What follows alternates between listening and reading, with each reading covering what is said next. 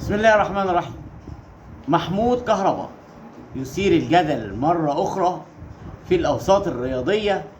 النهاردة الاتحاد الدولي ولجنة الانضباط في الفيفا أصدرت قرارها بمنح محمود كهربا مهلة أخرى لمدة شهرين لسداد الغرامة الموقعة عليه لصالح نادي الزمالك.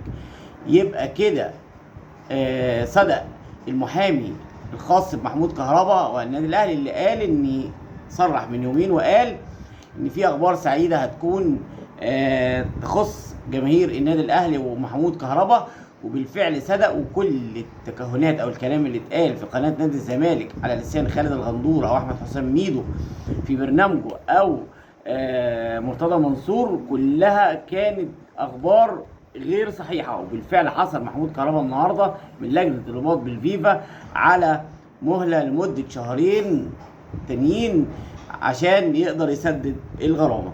لكن كمان النهارده لجنه رابطه الانديه المصريه اعلنت محمد هاني لاعب النادي الاهلي افضل ظهير ايمن في الموسم الحالي.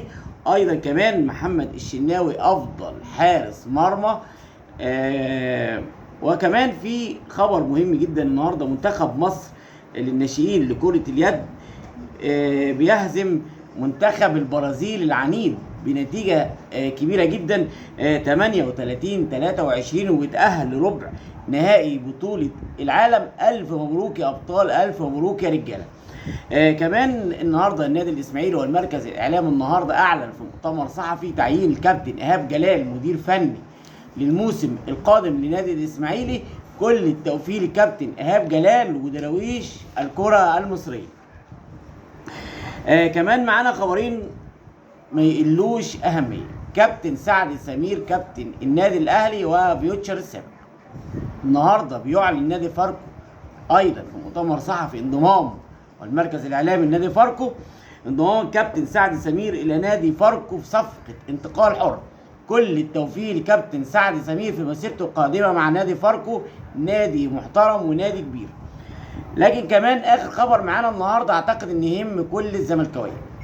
الزمالك بيستطيع الحصول على توقيع ناصر ماهر لاعب النادي الاهلي وفيوتشر السابق، لكن بشرط ان يكون يقدر نادي الزمالك يأيد ناصر ماهر، لان في عقوبه ايقاف وقيد لنادي الزمالك بسبب الغرامات على نادي الزمالك، وكان اخرهم بسبب غرامه شيكابالا كابتن نادي الزمالك.